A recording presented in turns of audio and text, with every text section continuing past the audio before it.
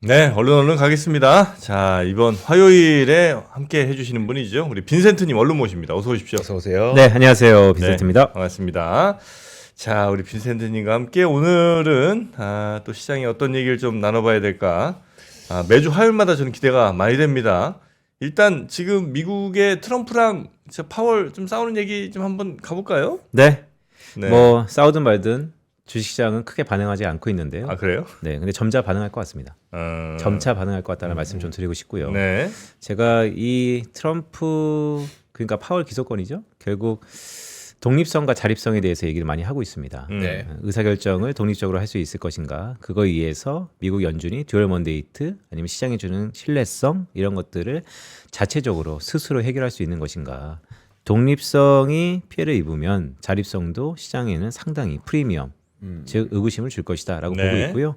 다만 이 모든 것들을 레임덕으로 치부해 버리면 사실 더 이상 얘기가 전개되지는 않습니다. 그래서 이러한 저는 해프닝으로 보는데요. 결국에는 케빈 중에 한 명이 낙점이 되면 이 해프닝은 수면 아래로 내려갈 것이다라고 보고 있고 오늘 우리 시장도 이런 기대감이 저는 긍정적으로 해석할 거라고 보는데 일주일 전에 제가 이런 말씀 드렸어요. 10%도 안 남았습니다. 5,000피까지. 네네네. 지금 정확히 8.1%. 8.1%. 네, 다음 주에 오면 또 7자를 보겠죠. 네. 네, 점점 다가가고 있다라는 말씀을 드리면서 네. 그 말은 뭐냐면 어저께 우리 시장을 간단히 리뷰해 보면 주가는 4,600포인트를 훌쩍 넘었는데 외국인들은 또 팔았고요. 양시장 통틀어서 한 6천억 넘게 팔았으니까 달러 환율은 또 10원 넘게 상승했고, 그러니까 우리가 기존에 알고 있었던 모든 메커니즘이 다 혼재되어 있는 상황에서 네. 그래도 기승전 여전히 기세는 좋다라는 말씀 드리면서 네. 앞에 말씀드렸던 파월의 해프닝 어떻게 볼 겁니까? 당장은 시장은 별 상관없을 겁니다. 하지만 이 부분이 뒤로 갈수록 우리 시장에는 부정적인 영향이 좀 있을 개연성이 높지만 그래도 그 골든타임 속에서 또 다른 넥스트 의장 케빈이 선정이 된다면 이 또한 또 수면 아래로 내려갈 것이다 라고 보고 있습니다. 네. 아니, 근데 그 기간이 네. 꽤 길어요. 5월 말까지면. 그런데 지명이 곧 아마 이번 달 그래요? 네, 아니면 적어도 다음 달 안에는 되지 않을까라고 보고 있습니다. 차기 의장에 네네. 대해서. 그럼 요거 이슈는 시장에 뭐 크게 위아래로 영향을 많이 줄 만한 이슈는 아니라고 보세요? 일단 금 가격이 계속해서 오르고 있죠. 네. 그다음에 달러 패권에 대한 우려감이 있죠. 이런 부분들이 후폭풍으로 나타날 겁니다. 하지만 그런 시장이 부정적으로 모든 것을 반영하기 전에 새로운 의장을 지명하면서 네. 수면 아래로 내려가지 않을까라고 봅니다. 그래요. 골든타임이 좀 중요하다고 보고 있습니다. 그 베네수엘라는 네. 주식시장에서 이 이슈는 중요하게 보세요? 아니면 크게? 네, 그것도 역시 일주일 전 1월 3일 날 새벽이었거든요. 네. 또 나와서 막 이벤트 코멘트 쓰고 막 했었어요. 네. 그런데 이런 게 하나 딱 터지면 네. 그냥 애널리스트는 기계적으로 중동 이슈를 쭉 돌이켜 봅니다. 네. 2000년 이후에 21번 동안의 중동 이슈, 수많은 중동발 리스크들이 있었는데 뭐 남미도 마찬가지고 왜냐면 네. 유가와 연결되니까. 그러면 우리 국제 유가 시장에 영향이 있었느냐? 긍정적이냐, 부정적이라고 보면 변동성이 꽤 크지만 평균적으로는 유가의 상승 요인이 있었긴 합니다. 네. 하지만 그조차도 좀 미미하다. 그래서 베네수엘라는 표면적으로 보면 마야소탕, 그 다음에 전 대통령을 추출했다, 그리고 심판받는다, 그리고 미국이 좀 더 중국을 견제하면서 남미 쪽에 자기 세력을 넓힌다, 이렇게 다 해석할 수 있겠지만 좀 더 근본적으로는요. 이런 얘기가 있죠. 20세기의 모든 분쟁은 네. 에너지 독립에서 비롯되었다. 라는 의미에서 저는 여전히 그 수면 아래에 있는 본질적인 의미, 도대체 트럼프는 왜 이런 것을 하고 있느냐. 네. 지금 뜨거운 감자 중에 하나가 또 이란이거든요. 베네수엘라 군사, 이란의 함성, 네. 오늘 뒤에서 나오겠지만 또 주택의 해방. 네. 저는 이렇게 세 가지 카테고리를 묶는데 뭐의 해방이요? 주택의 해방. 주택의 해방? 주택, 하우징, 네. 주택의 해방. 해방? 네, 이거는 어떤 식으로 제가 표현하냐면 미국 정부가 이례적으로 주택 가격을 확 낮춘다. 주택을 살 수 있을 정도의 여건을 마련한다. MBS 직매입. 기관 투자자들이 미국 단독주택 사지 못하게 하고 네. 또한 신용이자를 10%로 허들을 두고 등등을 보면 이 모든 것들이 저는 주택의 고민거리, 주택에 대한 부담에서 미국인들을 해방시킨다 이렇게 해석을 하고 있는데요. 베네수엘라, 이란, 주택의 해방 이 모든 것들이 결론적으로 보면 하나의 사건 때문이고 궁극적으로 트럼프 대통령이 원하는 게 있다라고 보고 있습니다. 물가 아니에요, 물가. 하나의 사건은 이 모든 것은 지지율의 하락에서 비롯됐습니다. 아, 이 모든 것은 트럼프의 지지율 하락에서 비롯됐습니다. 네. 그리고 두 번째는 그것을 타개하기 위해서 올해는 미국의 중간 선거가 있는 해잖아요. 네. 트럼프는 이미 11월 3일 날 있는 중간 선거이지만 실제 프라이머리는 3월 달부터 시작되거든요. 하지만 더 빨리, 그러니까 그만큼 녹록지 않다는 것이요. 이미 베네수엘라 또한 저는 이란도 군사적 개연성이 상당히 높다라고 보는데 네. 어찌 됐건 주택도 이렇게 직매입하는 것 이런 것들이 트럼프 행정부가 이미 2026년 중간 선거를 시작했다라고 저는 보고 있습니다. 중간 선거 승리를 위해서 지금 여러 일들을 지금 벌이고 있는 거다. 정확합니다. 그리고 이제 이 다음에 넥스트는 뭐냐? 이럼에도 불구하고 그럼에도 불구하고 이 모든 것은 지지율의 하락에서 비롯됐다고 말씀드렸잖아요. 네. 지지율에 반등이 없으면 넥스트 계속해서 있을 겁니다. 파포라고도 얘기하는데. 아, 더 사람들이 깜짝 놀랄 만한 아니면 다른 나라들이 매우 힘들어할 만한 그래서 어쨌든 트럼프에게 관심이 집중되고 트럼프의 지지율이 올라갈 수 있는 그 어떤 행동도 이제 하게 될 것이다. 맞습니다. 그러니까 이런 거죠. 내부적인 갈등을 해결하기 위해서 외부적인 이벤트들을 계속 만드는 적용이 하나 있을 거고요. 네. 이것은 금융시장에서는 노이즈, 리스크입니다. 하지만 저는 계속 2026년도 새로운 포머 유동성 장에서 위험과 리스크는 기회다라는 말씀을 계속해서 드리고 있고요. 두 번째는 이렇게 외부적으로 불협화음들, 리스크를 만든다고 지지율이 오르지 않아요. 내려가는 것이 다소 덜 하던가 뿐이고. 유지되건가 아니면 약간의 간헐적 반등이 있겠죠.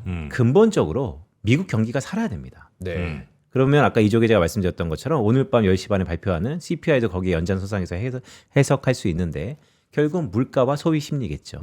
그래서 기승전 돌고 돌아 펀더멘털이지만 지금 이 순간에서 이 모든 것들을 트럼프의 오늘 화면에도 제가 트럼프발 변동성 이것은 어떻게 우리가 해석해야 되는가 네. 하나의 메시지를 드린다면 기회는 늘 노이즈 소음 쪽에 뒤에 있었다라는 의미에서 앞으로 베네수엘라, 이란, 뭐 정말로 멕시코, 더 나가서 콜롬비아 뭐 등등 그린란드까지 이제 시작입니다. 계속해서 불협화음이 있을 거라고 봅니다. 하지만 이것들이 왜 나오는 거야라고 보면 결국에는 이 모든 것들은 화면에 보시는 것처럼 트럼프의 지지율 하락에서 비롯되었다. 모든 것은 지지율 하락으로 설명이 좀 될 수 있고 지지율을 어떻게든 끌어올리기 위한 여러 발버둥들을 다른 나라 좀 괴롭혀가면서 하고 있다는 것까지 이제 이해는 됐고, 네. 근데 이제 그 지지율 하락의 또 근본적인 원인은 뭐 이상한 행동들도 있겠습니다만 기본적으로는 물가, 그 경기 안 좋은 거, 이 두 개 핵심이라는 거죠. 정확합니다. 화면 한번 보실까요? 네. 고통 지수라는 게 있습니다. 네. 정프로님 요즘에 어떤 걸로 페인 포인트 고통을 느끼세요? 어떤 거에서 고통을 느끼냐? 네. 포모? 아니 저는 좀 더 많은 분들께 우리 좋은 프로그램들이 더 잘 알려져야 되는데 그렇지 못한 현실을 보면서 네. 고통스럽죠. 좋은 얘기죠. 네. 그것만큼 계절마다 다 고통이 다르잖아요. 이조 기자는 고통을 어떻게 느끼고 계세요, 최근에? 얘는 집에 가면 그게 고통인 것 같아요. 집에만 들어가면 내가 그냥 표정이 썩어갖고. 오늘 이렇게 가볍게 네. 화두를 던진 건 뭐냐면 각각의 고통이 다릅니다. 아 그렇죠, 그렇죠. 어떤 분들은 고통을 이루고 싶은 것으로 치부할 수 있고 어떤 것들은 벗어나고 싶은 것으로 치부할 수 있는데요. 화면에 보시는 것처럼 고통지수라는 게 있습니다. 미국 경제를 설명하는 흔히 실업률과 인플레이션, 소비자 물가 상승률을 합산해서 고통지수라는 것을 만들었습니다. 근데 보시면 이 지수가 오른다는 것은 실업률이 높아지거나 물가가 오르는 것이죠. 살기 힘들다는 겁니다. 네. 우리 생활이 고통스러워진다는 것입니다. 그럴 때 이 빗금친거 보면 미국의 경기 리세션, 침체 국면입니다. 고통지수가 올라간다. 물론 후행지표다라고 할 수 있겠지만 모든 매크로 지표가 다 레그가 있으니까요. 고통지수가 올라갈 때 항상 경기 침체 가능성이 높아졌습니다. 최근에 고통지수는 상당 부분 낮아졌는데요. 최근에 이렇게 고개를 들고 있습니다. 그런데 이 고통지수를 지지율과 좀 더 연결시켜 보면 이 차트입니다. 고통지수는 미시건대 소비자 심리지수에 역행합니다. 즉 고통 지수가 올라가면 소비 심리가 떨어집니다. 네. 최근에 역축입니다. 회색이 오르면 오를수록 소비 심리가 둔화되는 겁니다. 미국의 소비 심리가 이렇게 둔화되고 있습니다. 아. 지지율이 하락하는 원인입니다. 네. 고통 지수 최근에 고개를 들고 있습니다.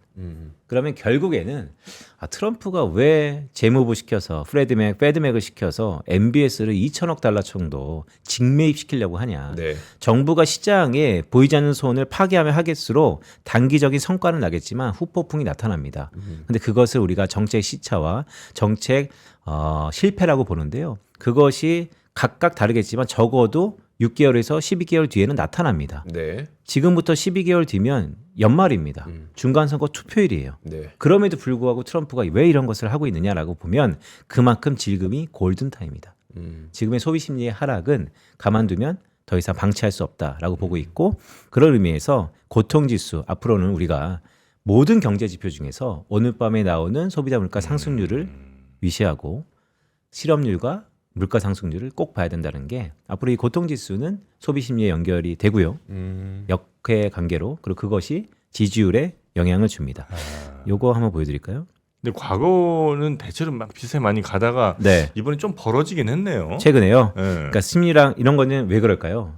정확히 여전히 그러니까 제가 늘상 정프로님한테 많이 배웁니다. 왜 그러냐면 돈을 많이 벌어서 그런 거. 아니죠. 비슷하죠.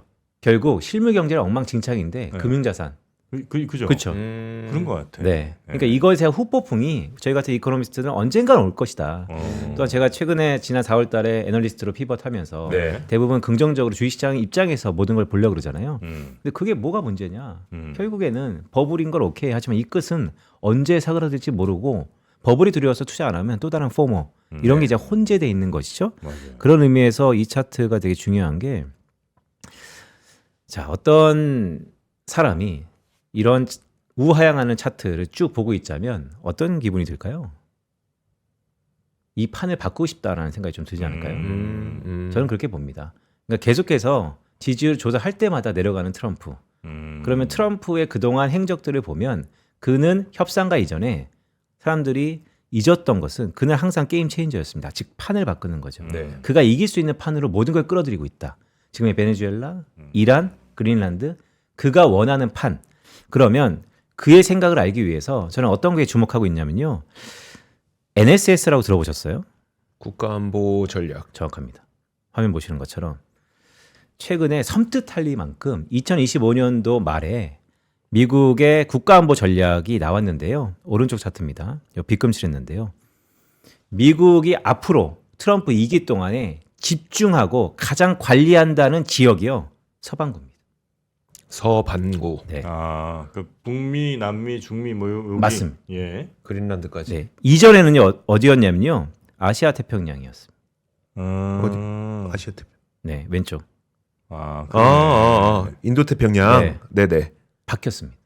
그러니까 이것은 어떤 걸 의미할까요? 트럼프 1기 때는 중국, 반도체, AI, 메모리, 기술 이런 것에 국가 전반적으로 다 집중해서 네. 많은 것들을 해결했다면 그런데 그때 트럼프 1기의 결과가 뭐죠?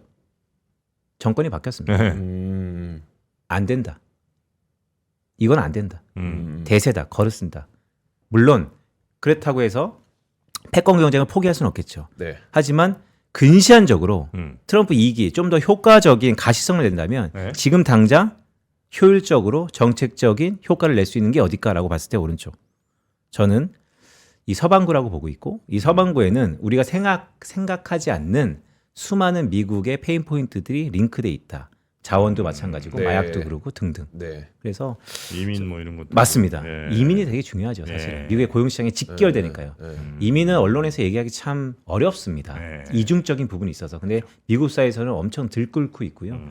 그래서 미국의 이 큰 판이 트럼프가 이 지지율 하락을 보면서 어떤 생각을 할까. 계속해서 곱씹으면 곱씹을수록 그는 그가 이기는 판으로 바뀔 텐데 작년에 미국이 전 세계 수많은 지역들 중에서 중동도 아닙니다. 대만도 아닙니다. 더구나 한국은 아니고요. 서반구다. 거기에 무슨 짓을 하든 여튼 요걸 이용해서 본인의 지지율을 끌어올리는 뭔가를 할 거다. 이제 시작입니다.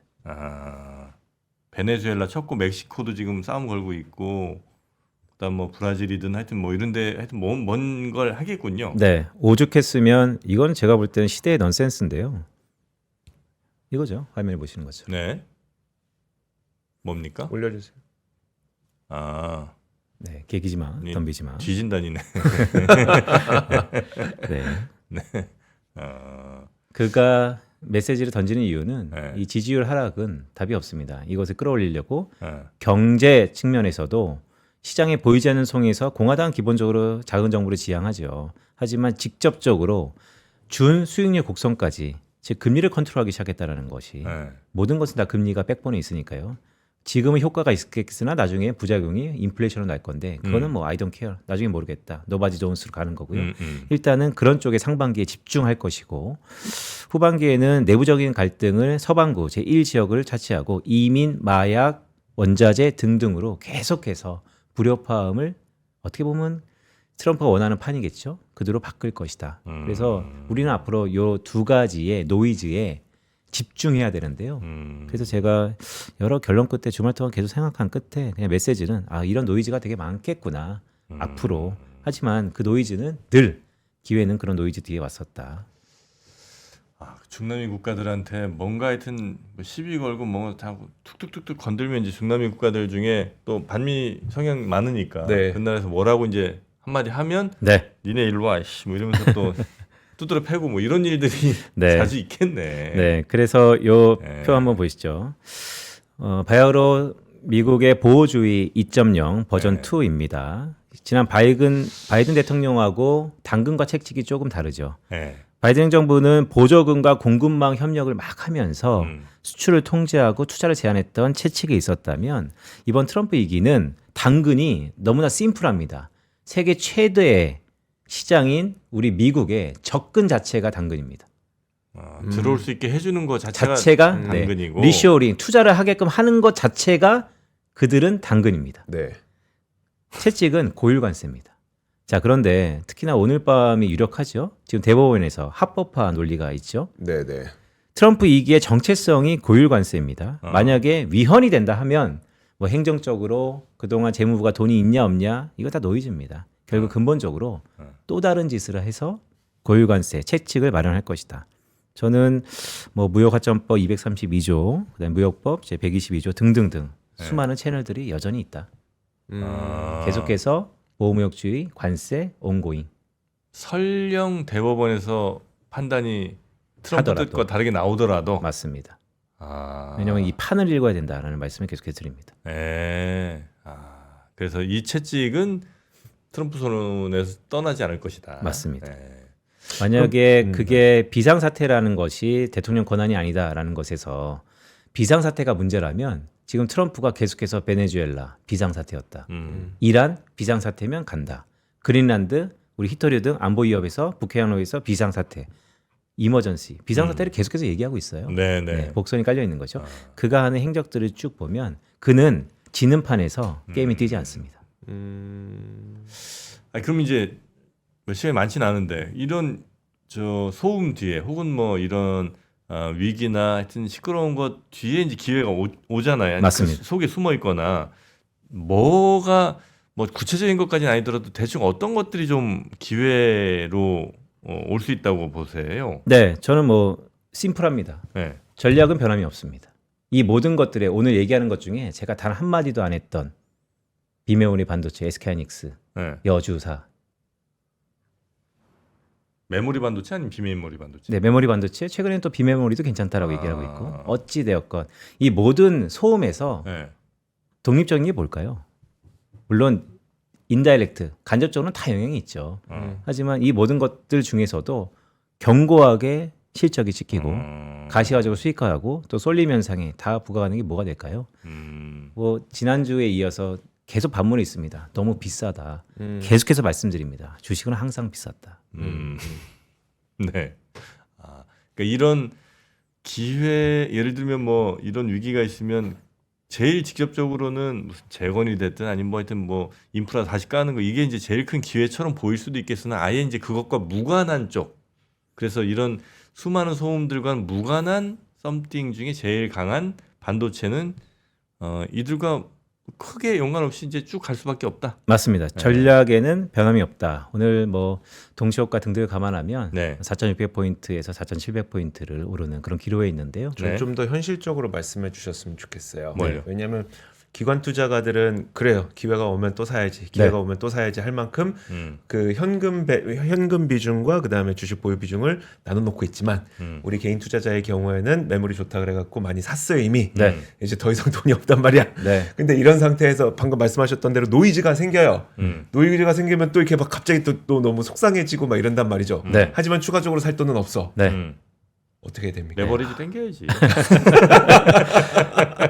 너무 좋은 말씀인데요. 제가 아까 모두에 복선에 이런 말씀 드렸죠. 각각의 우리는 각각의 페인 포인트가 다릅니다. 네. 고통 지수가 다르다는 거. 하지만 그 고통이 이루고 싶은 것이냐, 아니면 지금을 탈피하고 싶은 것이냐. 지금 반도체 포트가 있다는 분들은 행복한 고민일 겁니다.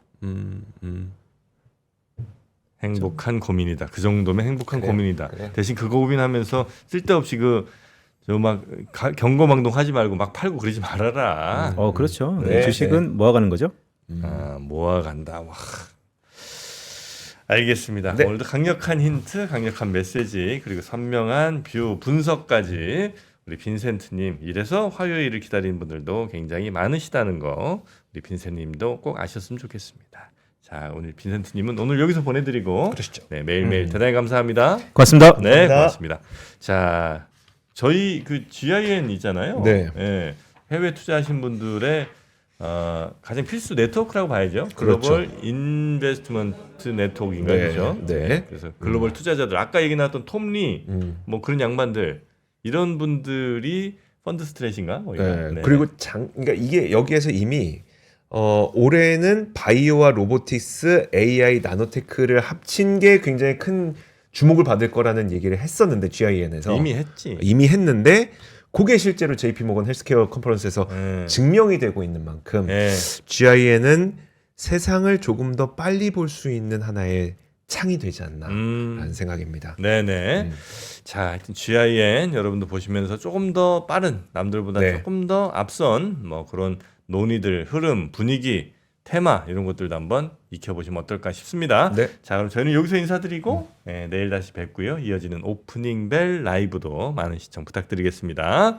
함께해 주신 여러분 고맙습니다. 고맙습니다.